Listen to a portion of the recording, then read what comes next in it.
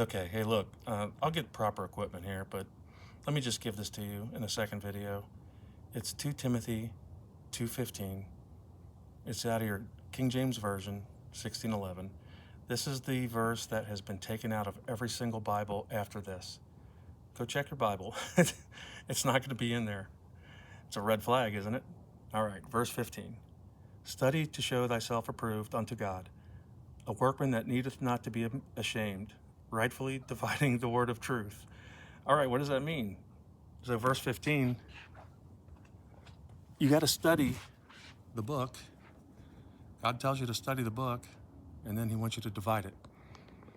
He wants you to show that you know what's for you and what's not for you, and how to break it up, how to break it down.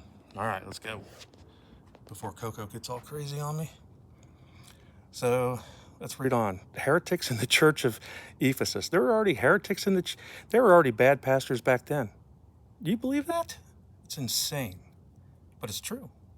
Everything in this Bible is true. All right, so verse 16. But shun profane and vain babblings. God is God is saying these guys are profane and vain. I thought God loved everybody. I thought he was a loving God. He's calling these pastors profane and vain, and they babble, for they will increase unto more ungodliness. Just like today, pastors today, they're not giving you what you need. They love themselves. They love the attention. It's all about them. All right, read on. Verse 17. And their word will eat as doth a canker, of whom is Hymenaeus and Philetus. God is calling these two pastors a canker sore. I mean, that is just, God is not all love. And these people today, Joel Osteen and all of them, they're lying to you. Why do you think they're lying to you? I don't know. It might have something to do with money. But God is calling these guys a canker sore. All right, let's finish it up. Let's go to verse 18. Who concerning the truth have erred, saying that the resurrection is past already, and overthrow the faith of some. These guys are lying about the resurrection of Jesus Christ, and it's overthrowing the faith of Christians, new Christians. Does that sound familiar?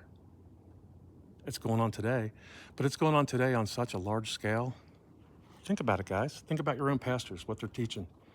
Those things I mentioned, they're not teaching you things. All right, let's end it. Verse 19, nevertheless, the foundation of God standeth sure, having this seal, the Lord knoweth them that are his. And let everyone that nameth the name of Christ depart from iniquity. Listen, God knows who you are. God knows if you're serious. God knows your heart. He's going to scan your heart. He's going to know if you're sincere or not. So you got to show a change in your life. You have to show at least you're trying. At least you're trying. Nobody can live like Jesus Christ. Nobody. It's impossible. So if you try to live like Jesus, if you think you're going to, that's a sin, because only he lived perfectly. Not you, not me. We sin every day. Look, any Christian that says, well, I don't sin anymore, is a liar. That's a lie. Listen, Christians aren't any better. Well, they should. We try to be, right? But it's impossible. Until you are done with this body, this flesh, you're gonna sin. It's gonna happen. But you're saved because you read Romans 10 and you believe it and you confessed it. So once you do that, you're saved. You can't go back. I don't know anyone that would want to go back and decide they want to go to hell. But you're good. All right. So that's it. 2 Timothy 2:15. It's been removed out of every single Bible after the King James Version, 1611. It's even been removed out of the new King James Version. So if you have a new King James Version, it's trash too.